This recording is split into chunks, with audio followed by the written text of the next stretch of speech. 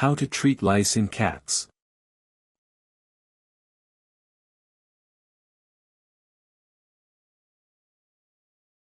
Lice are external parasites that feed on the skin cells sloughed from mammals. But only one species of lice makes its home on cats, a species called Folliculus subrostratus. This is a species specific to cats and does not infest people, dogs, or other pets. Lice infections are not as common as fleas, and cats that live in unsanitary conditions are more likely to develop lice. Other factors, such as a high number of cats living in close conditions, will create an ideal environment for lice as the close proximity allows the lice to move from cat to cat. Welcome to Daily Needs Studio. Method 1. Confirming your cat has lice. Number 1. Notice if your cat is constantly scratching its body. A cat with lice is intensely itchy. Your cat may scratch itself, bite itself, rub the affected areas, or act agitated. This constant scratching should prompt you to check your cat's coat for parasites. You may also notice matted or balding spots in your cat's coat. Number 2. Look for lice on your cat's coat. With good eyesight, you can see lice with the naked eye. They are about the size of a sesame seed with an elongated, oval body, like a grain of rice but smaller. They have 3 pairs of tiny legs. The lice scavenge sloughed skin cells and like to anchor themselves to hair shafts near the skin's surface. They should be easy to look for by moving your hands through your cat's fur. Number 3. Search for lice eggs in your cat's hair. The adult louse lays eggs along hair shafts. To the naked eye these eggs look like tiny white glistening specks stuck to the hair. They can also look like white dust. However, if you try to comb them out, you will find that they are tightly glued onto the hair shaft. Pay particular attention to the hair shafts near your cat's skin. The eggs will be glued onto your cat's hair and may be easier to see than adult lice as they don't move away. Did this video help you? Let's comment below. Yes or no. Method 2. Using spot-on products. Number 1. Use spot-on products that contain fipronil. Fipronil is a pharmacy-controlled product, so you can buy it over the counter from certain pharmacies. Products containing fipronil include Frontline and Nefipro.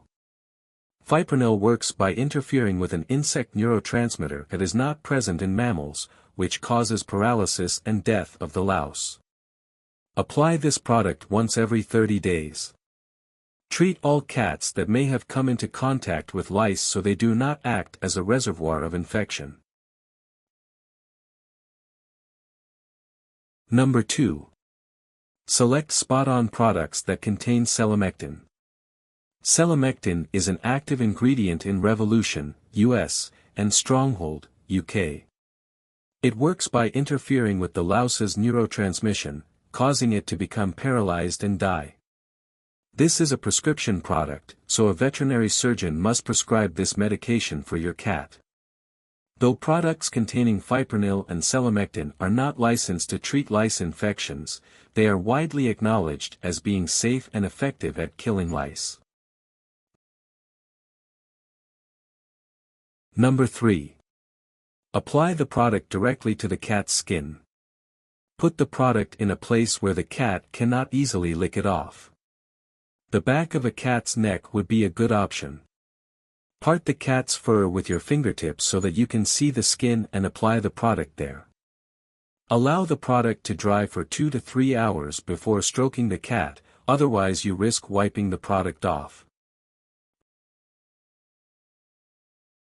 Number 4. Use only 1 pipette of product per cat, per month. Spot-on products are designed to produce a microfine layer of active medication over the surface of the cat's skin, so don't over-apply it. If you want to improve the appearance of the cat's coat, wait 2 days after applying the product to give the adult lice a chance to die. Then, comb the cat's coat to remove the dead lice. The eggs need to hatch out before they will die, so repeat the combing weekly until the comb is clean for 2 consecutive weeks. Number 5. Take your cat to the vet to ensure it is in good health. Sick or debilitated cats have a hard time grooming themselves, which can make them more prone to getting infested with lice.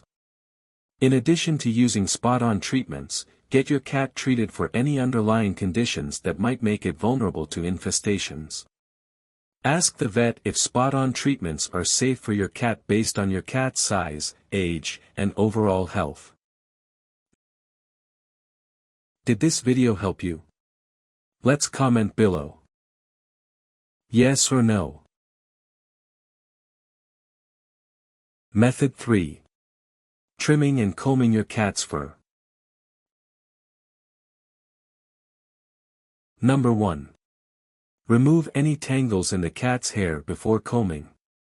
Combing only works if you get right down to the skin, and if the cat is badly matted, the tangles need removing. Cats most likely to pick up lice are those who live in overcrowded and unclean conditions, and these are the cats most likely to have knotted coats. If the cat only has an occasional tangled knot of fur, then try snipping the knots out with scissors. Always take care to only cut the cat's fur and keep the scissors blades away from the skin so it doesn't nick the cat's skin. Number 2. Have a vet trim the cat if their coat is badly matted.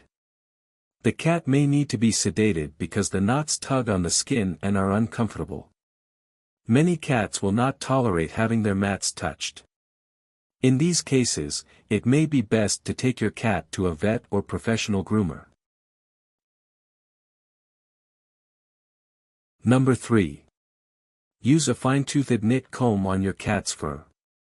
This is a drug-free way of trying to eliminate a louse infestation. You can use a comb that is similar to those used on children to manage head lice. This method takes extraordinary patience and dedication, and it is all too easy to miss a part of the cat where lice are hiding, such as their armpits or groin. This is also a time-consuming method as it takes hours to properly comb through a cat's fur, not to mention that it is a rare cat who will not lose patience after a few minutes. Number 4. Work methodically with the comb so you cover every inch of the cat's body. You can start at its head and work backwards over the spine towards the tail. Then cover the left flank, right flank, tummy, legs, and tail. Number 5. Dry comb the cat's fur in sections. Separating a section of the cat's hair and comb it from root to tip. It helps to have a damp cloth or towel on hand to wipe the debris, nits and lice from the comb between swipes. Number 6. Have someone hold the cat's scruff to subdue it. If the cat is fidgety but not aggressive or overly anxious, then holding the scruff of its neck in one hand may help. Better yet, have an assistant hold the cat's scruff to make it easier for you to comb the cat. If the cat is acting aggressively, combing is probably not a good option. There's a good chance you will get injured, and also it is very unlikely you will be able to do a thorough enough job and get all of the lice. Did this video help you? Let's comment below. Yes or no. Method 4. Shampooing your cat. Number 1. Be aware of the drawbacks of using shampoo to counteract lice. One major drawback of shampooing lice away is that once the cat's coat is dry, there is no residual action of the active ingredient. This means there is nothing on the coat to kill future lice that hop on, so if the cat goes back onto dirty bedding there is nothing to stop the cat from becoming reinfected immediately. The use of shampoo has largely been superseded by products that are more effective and easier to use, such as spot-on treatments. In the days before spot-on treatments, the shampoo commonly used against lice was saline. Saline is a thick green shampoo that contains selenium sulfate. This chemical decreases excess skin cell shedding and food for the lice. But it is not licensed for use in cats, so use saline on your cat at your own risk. Number 2. Only use shampoo if your cat enjoys being bathed. Most cats dislike baths and being shampooed. Cats that do like bathing are probably show cats and the least likely to pick up lice in the first place, by virtue of their pampered lifestyle. Number 3.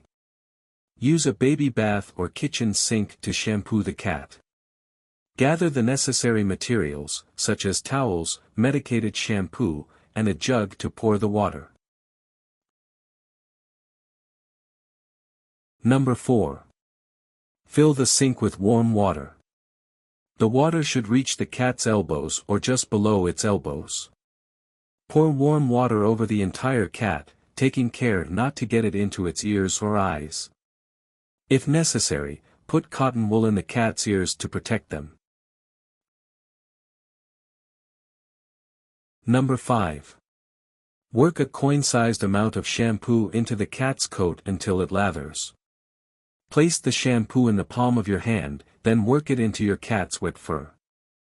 Repeat this process until the whole cat is shampooed. If possible, leave the shampoo in the cat's coat for 10 minutes to allow for the maximum effect before rinsing. Rinse the cat well with plenty of fresh warm water and then towel dry the cat. Number 6. Make sure the cat goes back into a clean environment to prevent reinfection.